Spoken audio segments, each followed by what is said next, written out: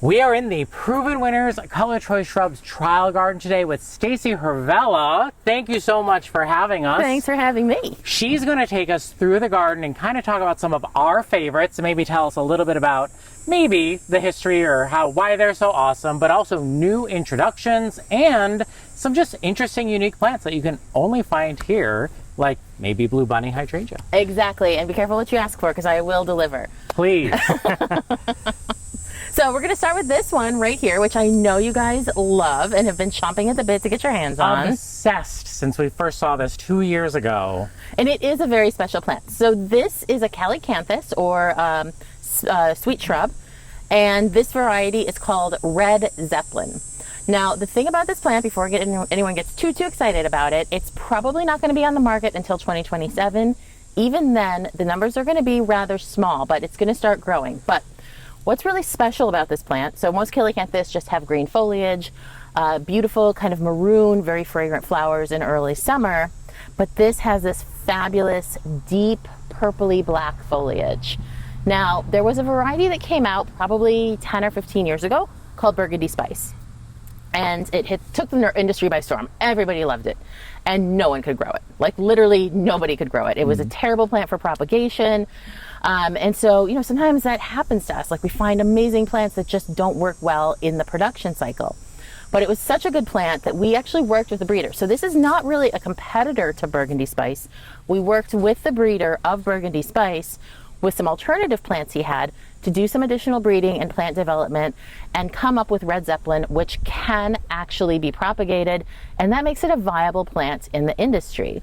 But it's still slow, and we are still trying to meet demand because, of course, look how fabulous it is. It's incredible. So we're working on meeting demand, so that's why we're a little bit behind on this plant, but it is coming, so it's very much worth talking about. So right now, it's late August. A lot of the really deep burgundy color has faded, but earlier in the season it is entirely burgundy, and as you can see, the new growth still is coming out with that really dark color. The flowers are kind of a little bit more orangey than your typical calycanthus. There's a couple here. It's mostly done flowering, and unfortunately they're not as fragrant because you can't have it all. You can have it almost all, but not all. Another thing that I personally love about this plant, it's just kind of one of those quirky things. So you can see this little seed head forming. There's a couple of them on here. One over here. And these, as they grow and mature and fall, the seeds, they come free from the inside. And so it shakes around like a little maraca. Wow. Just a fun thing. I love that. Is it a big bloomer or is it mostly going to be grown for the foliage? So it is a big bloomer. It puts on a lot of flowers, but I would also say because you do have this super thick, lush foliage, a lot of the flowers are kind of hidden within it. So it is primarily a foliage plant. You have the flowers. I would consider them a bonus, not the main event. And I think it's really important as we look at this particular planting to know that this is like 1, 2, 3, 4, 5, 6, 7, 8. This is like 15 plants. So this is not like one super insanely massive plant. It's several. It gets to be about 4 to 5 feet tall and wide. So that's like a really good size for people to use in their gardens. And so new growth is this dark burgundy purple. As it gets older and transitions, I love this color too, though. Yes. And I think the combination is gorgeous. I can't wait. I can't wait either. I can't wait for everybody to have it because it is so special. And I'm excited about it.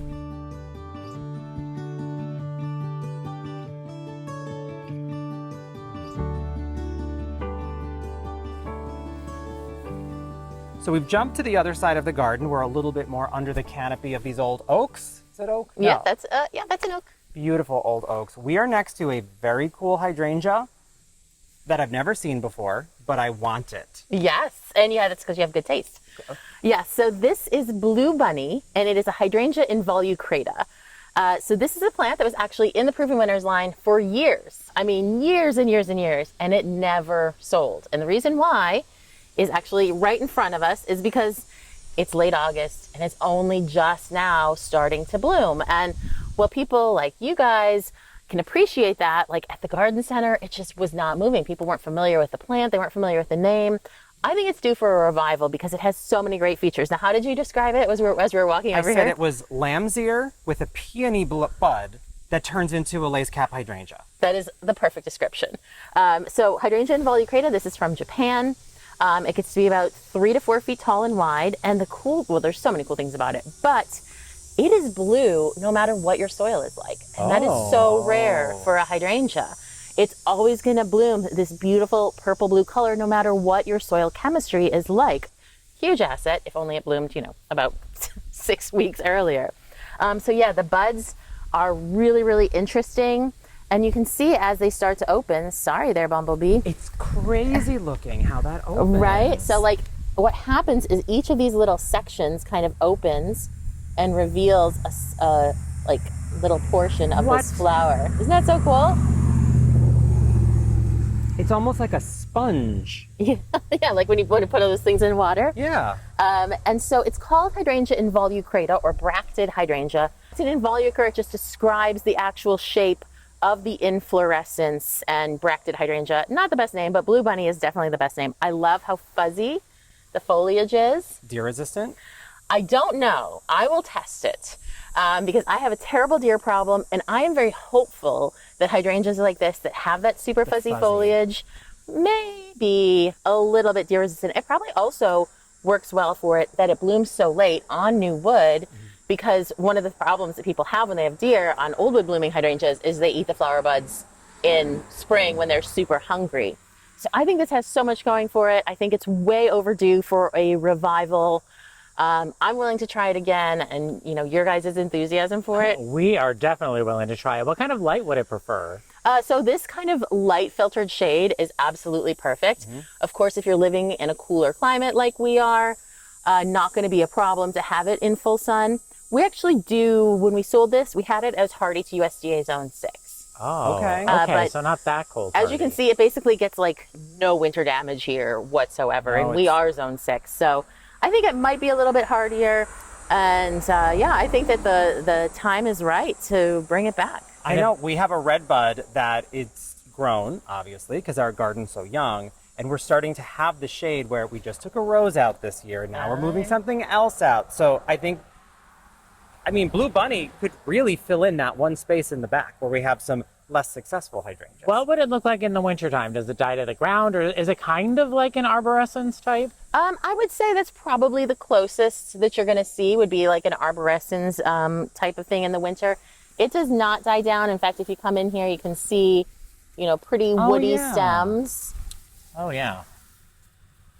So fascinating. I know, it's such a great plant. And everybody, whenever we have visitors in the garden at this time of year, they're all like, what is that? So And I can totally see why. I'm glad we're getting the word out about it. Stacey, we want to ask you about Steady Eddy viburnum. We have 3 of them planted in our garden. We planted them in 2022, so they've been in there like a few years.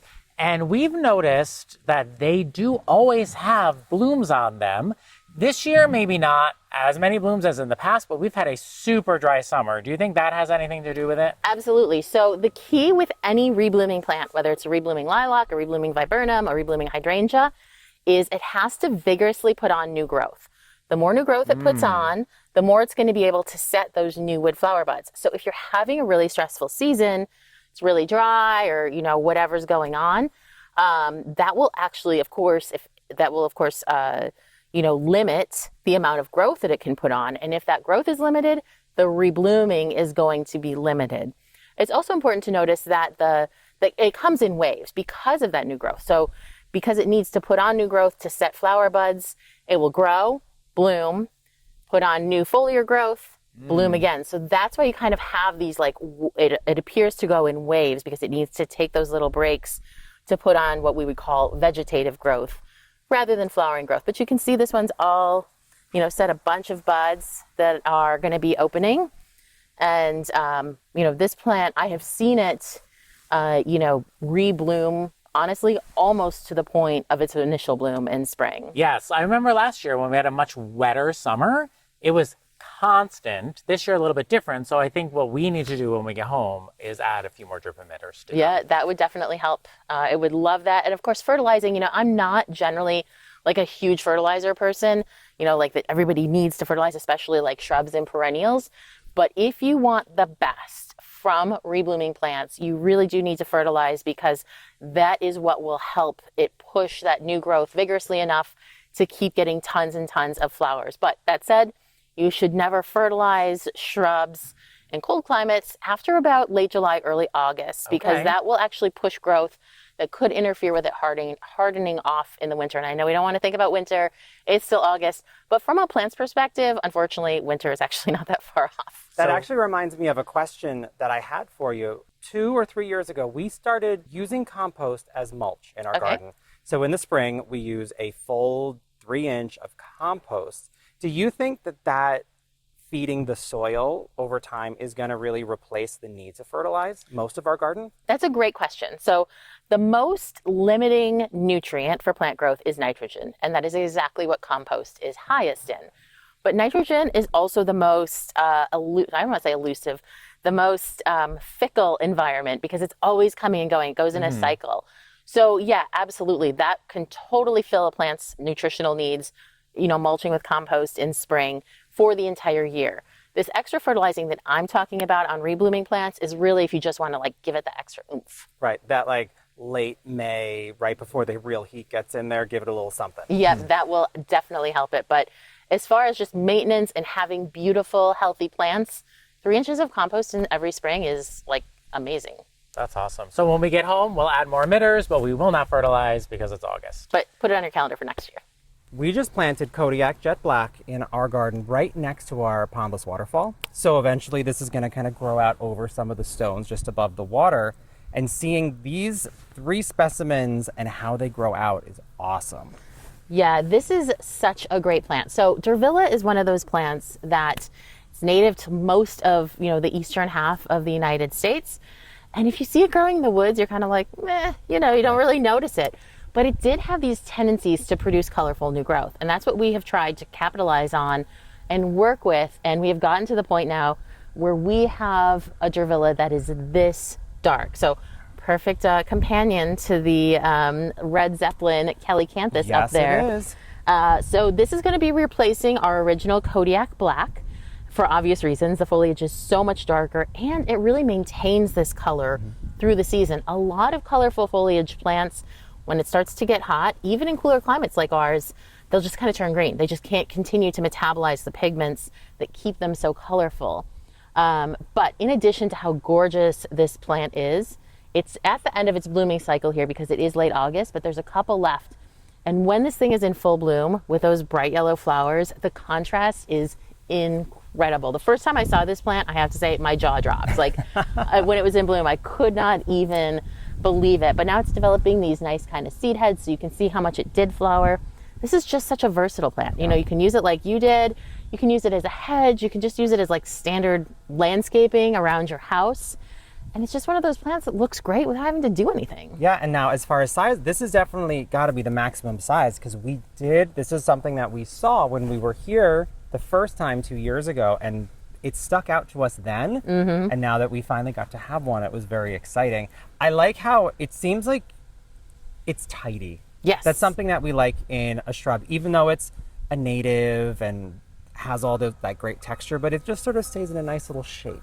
People love that. People love their plants to be tidy and cute and know that they're low maintenance. Now, if you want to make this even tighter, you can certainly trim it. It's very easy to do that. But otherwise, you can just kind of let it do its thing, and it just naturally looks great. Yeah. I'm crazy about this plant. It's not going to be in garden centers until 2026. Okay. But right on the verge here. Here we go. This right here is a plant that we just planted in our garden this past spring, and it's very experimental for us, brand new, and in fact, we didn't even think it was possible to plant a crape myrtle in our Zone 6A garden in upstate New York, and this is center stage pink. Yep. So why can we plant this one and not other crape myrtles? Well, for a couple of reasons, and the biggest one is that these are shrubby crape myrtles. So when most people think of crape myrtles, they're thinking of times they've been down south and they've seen the giant crape myrtles, lining the avenues in Atlanta, and they're giant trees. Now, if something is a tree and it dies back to the ground, well, you're kind of, don't have anything to show for it. But because these are multi-stemmed, shrubby crape myrtles, if they die back, they can come back from the ground just like a butterfly bush or a caryopteris or anything like that.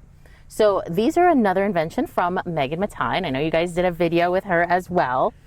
And this is honestly one of her best achievements. And that's saying something because she has had a lot of great achievements. But You've got that black foliage that you guys love. This comes in 3 colors, red, pink, and coral. And it's very disease resistant. So we don't have to worry about that so much in our climate, but certainly in the south, where they can get a lot of powdery mildew, it was very crucial for us when we made an introduction on a dark leaf crepe myrtle to make sure it was disease resistant. So great contrast with the flowers and foliage. We were just talking about Kodiak Jet Black, so know we love that. And yeah, a great opportunity for people who are in colder climates to have the crepe myrtle. Amazing summer color too, right? Like, that's the thing. It's such a unique color and the foliage is so dark, but I also like the kind of upright texture. Like it's just different. I think it has so many garden applications. Yeah, would we kind of anticipate treating this like a butterfly bush in our zone where it would kind of die to the ground, perhaps? And then this is the new growth size I put on every year? Correct. Or would it get even bigger? So some years it might not die back to the ground. If you have good snow cover, if you have a milder winter, it may not die back, in which case it will get a little bit bigger. But yeah, if it's dying back to the ground, or if you cut it back to the ground, which you can do since this is a shrubby one, it is going to stay in this much smaller kind of perennial garden range rather than the giant trees that most people associate with crepe myrtle. So it obviously blooms on new wood then. It does indeed. Wow. So it's kind of foolproof for us. It's kind of foolproof. I mean, we'll see what the weather does. That's one of the things too, when you're pushing your hardiness zone, you know, if you get like a really, really harsh winter when it's still young, that can be a problem. But once it's established, it's much better able to withstand all of those winter challenges. So if we are pushing our growing zone with something like center stage pink, we would want to make sure that we got it in the ground in the spring, so that it had all season to establish as much as it can before that winter comes. We don't want to plant this in the fall, even though fall is a great time for planting. If we're pushing a hardiness zone, we don't want to do that in the fall. That is correct, unless you get a great deal on it, and then go for it. And then it's safe. So we've got 2 dark foliages in a row, but the most asked about thing in our garden is just down the hill. I see it over there. Let's check it out.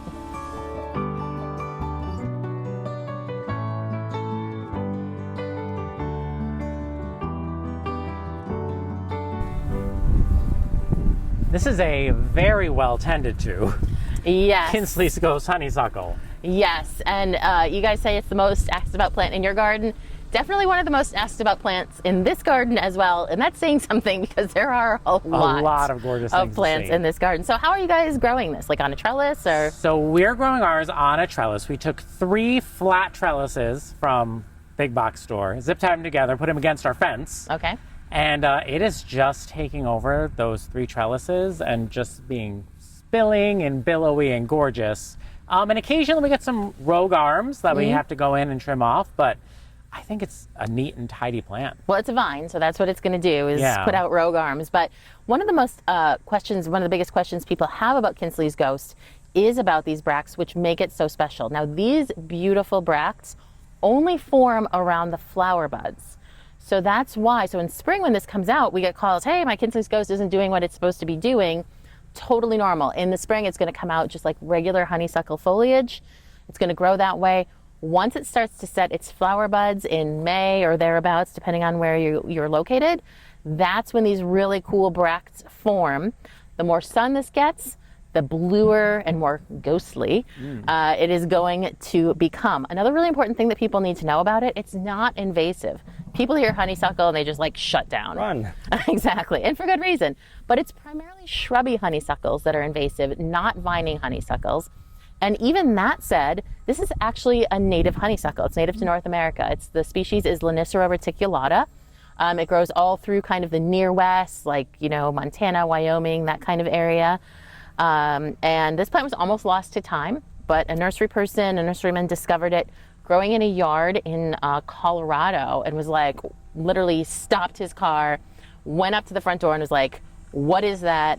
I need that. And he's the reason why we have Kintzley's Ghost in our gardens and in the Proven Winners line now. Well, I'm happy he had his eyes open that day. Me too. Here this year, when we started realizing we had too much shade for a rose, we pulled that rose out from below the red bud and we put in a very tiny Metamorphosa Japanese maple. And on the tag, we were both laughing because it said something like 4 to 15 feet high. Yes, it was a wide, I think it was as small as 3 feet. It was Okay. like 3 to 15, and here we are next to a 15-footer. So Yeah. let's talk a little bit about why this is so cool, but also on the plant tag when we see that range, where we fall What into are that. what are you talking about? Gotcha. Yeah, so this is Metamorphosa. This is a Japanese maple that came to us from Europe. And we are working on adding a lot more Japanese maples to the Proven Winners ColorChoice line. And our number one criteria with Japanese maples in the line is own root. So most Japanese maples are grafted, and that means that especially people in colder climates can have a real issue with them because the top isn't as hardy as the bottom, and then you end up with just like some really boring maple because your top died down. So all of our Japanese maples are own root, including Metamorphosa, and this is a maple. It gets that name because it goes through so many color changes. So in spring when it comes out, you can kind of see a little bit here on this new growth that it's putting out. You get these kind of pinky orangey tones. And then as the leaves age, you get this beautiful white edge on it. And then, as with all Japanese maples, amazing fall color, which will be coming up in a few weeks. I love the green stems on this plant. And you know, the cool thing about Japanese maples is you can really kind of shape them into whatever you want. That's going to be something we'll be working on because it's in a beautiful spot. It does have some room to grow. You know, we could do 4x4, even, you know, a regularly 5x5. But I don't know if this would work so well under the canopy of our red bud. So I love it. Well, you can certainly prune it down if it does start to get too tall. And I'm glad you mentioned under the canopy of your red bud because this is a plant that benefits from some shade. Like under a tree canopy is a really good location for it. When you have variegation, you know, the white or yellow edges kind of indicate a lack of chlorophyll. So that makes them much more susceptible to burning. Okay. So some shade is definitely beneficial. And another, you know, great aspect of that is when you have a variegated plant in a shady spot, it really helps to lighten it up rather than become the dreaded, Yeah, like know. it is going to be a bright spot in that area. So a plant that you can easily prune. As far as that height range goes, that's really going to depend on, you know, its growing conditions and where you're growing it. Okay. So certainly in milder climates, it's going to get a lot bigger, a lot faster. This is a very old plant. I would say this one is a good 7 years old. I don't know what size he started off with when he planted this. But yeah, it can be grown as a little shrubby Japanese maple. So you want to also be careful when you're purchasing it. Look carefully at the plant. Was it grown as a shrub, and does it have kind of more of that rounded shrubby form, or is it grown to be a tree? Because different growers are going to make different choices about the plant. But a great Japanese maple for people who are in colder climates and want something to brighten up the shade. I love that. Now I'm staring at a really beautiful hedge of a rose you would not expect me to love as much as I do because I'm not such a big red rose fan. But I really love this rose. Isn't it great? So, you know, I can't blame you for not being the hugest red rose fan. Well, first of all, I mean, you know, everyone just thinks of like red long-stemmed roses in a vase, and it's like snoozorama. And also, one of the things that happens with landscape roses like Oso Easy Double Red here is they don't develop fully red flowers. They're kind of just like a pinky red. Yeah. And you can see on a lot of these that this is really a nice true red, even though they do kind of fade down to more of that pinky kind of color. This rose came to us from Mayande, which is a very, very well-known rose breeding firm in France.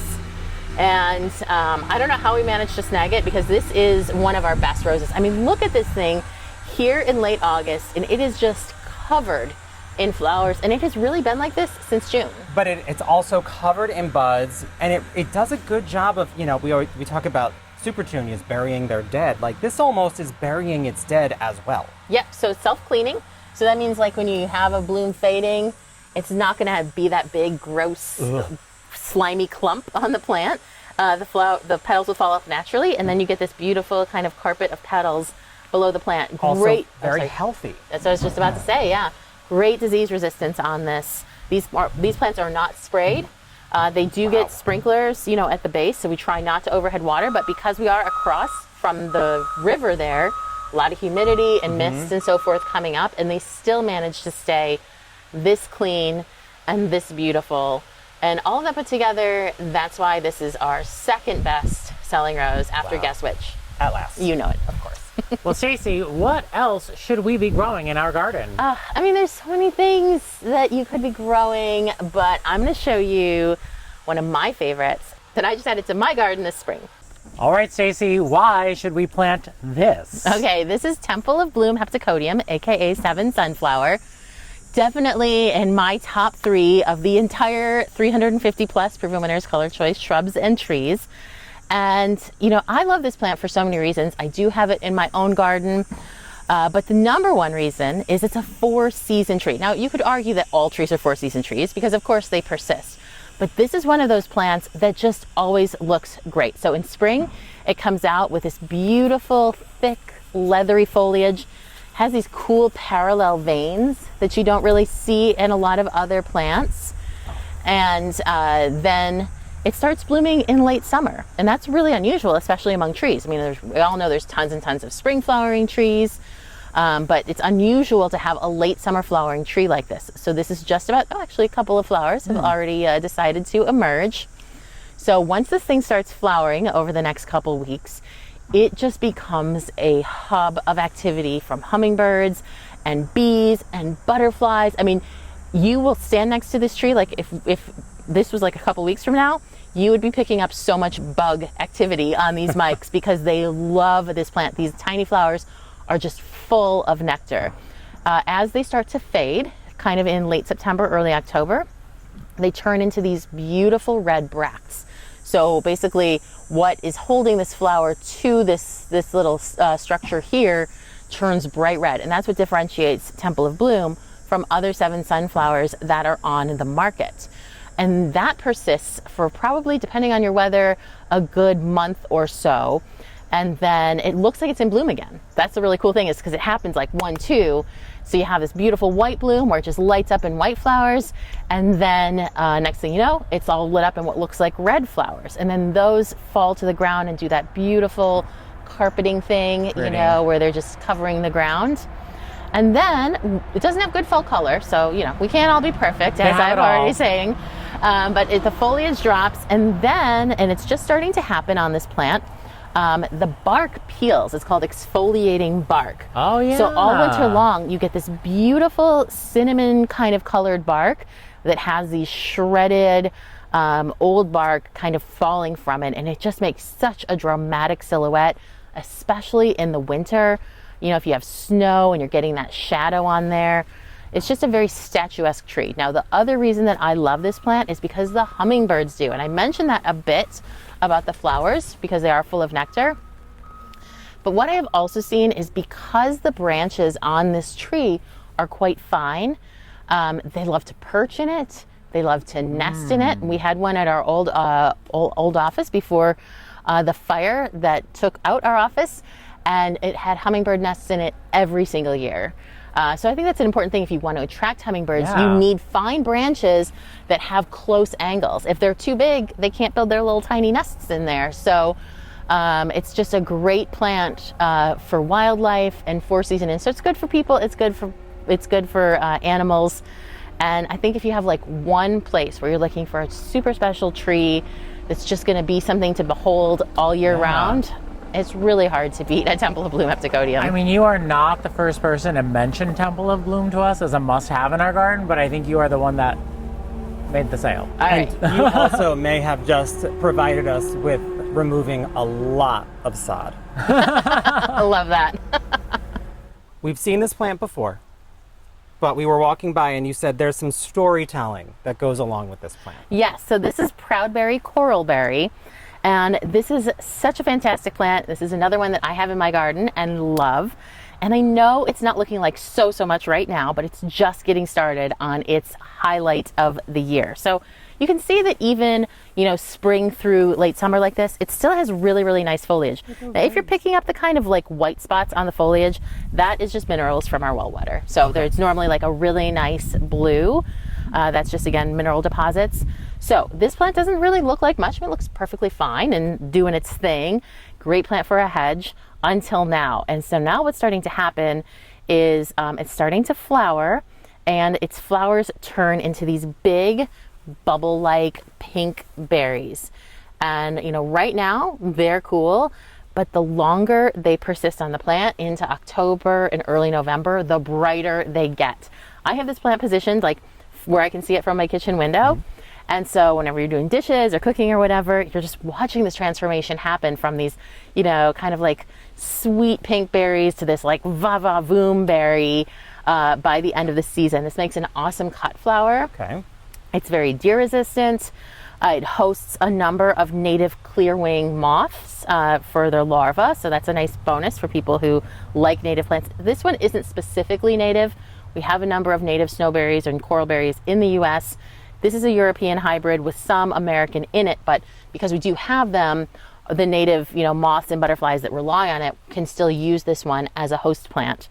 It's just an easy to grow plant that I think people typically overlook, and that's where the storytelling comes in. You know, it'd be very easy to walk by this plant if you're only shopping at the garden center in spring. But if you start to see it in fall, you're just like, oh my gosh, what is that? Versatile, easy to grow. We do recommend that this one gets cut back by at least half every spring. And what that does is make sure that it stays nice and full and lush. But yeah, it's one of those plants that you're just like, why don't I have that? Because it's so easy to grow and it does so much and contributes so much to the landscape at a time when not that much else is happening. Yeah, and I also think it's kind of cool that we would have pink berries at a time when everything else is really in their orange and yellow phase, to have that little kind of different color. Definitely. Does it have any fall color, or are the bluey leaves going to fall? Nope, the blue leaves just kind of drop. Okay. But yeah, the flowers will, or the berries will persist until they get several like kind of freeze thaw cycles. But yeah, it's such a great plan, and you know, I think it's a great choice. And I know you guys said you love blue and pink, so this win-win. kind of covers both. Yeah, and I'm guessing because it's in your garden, it must be relatively deer resistant. It is very deer resistant. In fact, it's in our deer proof program. So I can grow it without any protection, which is what I am looking for, because I don't have time to mess with a bunch of deer protection. No, and then all year in this location with the bluey foliage, some chartreuse is certainly going to pop. Can you just tell me what this is about here? Yeah, so this is a glow stick Japanese holly. So Japanese holly is one of those plants that people used to think is not that hardy. It's increasingly clear that it's hardier than people had thought, but it is still a broadleaf evergreen. So that basically means that it is somewhat susceptible to winter damage, especially if it's fall planted. But such a great plant. People love, you know, we were talking about the tidiness when we were over talking about Kodiak Jet Black. This just naturally grows with this tower-like formation. And whether you plant one or you plant a pair in containers or on either side of your door, it's just a nice kind of formal-ish accent that adds structure to your garden without like imposing structure on your garden. And in a color like this, I feel like to have this kind of chartreuse accent, because you don't always need a lot of this, but this is going to really have some presence. Does it get pretty tall? I think these get to be about 5. I don't know offhand, but yeah, I'd say they probably are going to top out in like the 5-ish foot range. If you don't want them that tall, you just give them a little buzz cut off the top. Another thing that's great about these plants that people don't always realize is that they are perfect for winter lighting. You know when you're out there, you're putting your lights on in winter and you're like, it's hard and everything's messy. This just naturally has that structure. You just like wrap it all around, walk away, and you look like a star decorator. And this is the tall version of the one we have, Eric. What's that called? I think it's called Glow Pop. Yeah, so that's a little round one. Can you picture this paired with the red Zeppelin? Oh yeah, that would be, that would pop. Totally different colors, totally different structures. I think it'd be gorgeous. Yeah, and that could provide some nice protection for this in colder areas where it benefits from having like a little bit of protection from, you know, the harshest winter winds. These are really, see, look at this pairing. This is good. Yeah, great recommendations. Well, here we are at our final recommendation for the day. For the day. And this is? This is Legend of the Small Father Gilla. A lot of people will say Father Gia. Again, no wrong pronunciations, only wrong spellings, but it is Father Gilla. I called it Father Gila. Okay, well that works too. Pretty close. It's named after an English doctor, Dr. Fothergill. And this is a North American native plant. People love Father Gilla. There's a super famous variety that's been around for years called Mount Airy. Gets a little bit bigger. So Legend of the Small stays nice and tidy. I think these plants are a good 5 or 6 years old without any pruning. So this is a great plant for small spaces or for landscaping around your home. So like I said, native to North America. In spring, it comes out with these beautiful bottle brush flowers that have a great fragrance, attract a ton of pollinators early in the season. Then it sits around looking fabulous until fall, when it becomes even more fabulous and develops just an array of fall colors. This is one of those plants that doesn't just turn like one solid color. It's like a marbleized orange and red and yellow, and you got all of that different stuff going on in one plant. This is a very deer-resistant plant, but it does need moist soil and it does need shade, which is a good problem solver for, you know, certain areas. That is good to know. We have the moisture area, and we have a bald cypress that's starting to spread. Oh, yeah. And we actually have summerific hibiscus in that spot. And I could see eventually as they're losing sun, Yeah. we've got to start thinking about replacing them. and so Legends of the Small makes me think there's another. Yes, so there's Legend of the Fall. That's a little bit bigger and gets brighter color. But like I was saying about Red Zeppelin, a little bit hard to propagate. So Legend of the Small, for whatever reason, because plants have minds of their own, is much easier to propagate and get out on the market than Legend of the Fall, which is kind of counterintuitive because usually the smaller plants are the tougher ones. But in this case, you will find Legend of the Small abundantly in garden centers. Legend of the Fall, we're still a couple years off from having really good, supply. Yeah. But I love this plant so very much. It's a plant that I wish I could grow, but my garden is way too dry. But it's just such a nice, again, multi-season plant. So when you invest in that plant, you invest in buying it, you invest in the time to plant it and grow it, it does a lot for you. And give it space in your garden. Yes, Right? definitely. Which for some people is very much at a premium, so it's worthwhile giving it that place. And we really appreciate you taking the time to take us through our favorites and then your favorites, and it's such a pleasure to visit Proven Winners ColorChoice Shrubs. Well, I had so much fun talking with you guys. I always love talking plants, but it's especially fun talking to plants. It's especially fun talking about plants with you guys. Well, thank you. Again, I'm Eric. I'm Stacey. And I'm Christopher. And we're Grow For Me Gardening. Thanks for growing with us.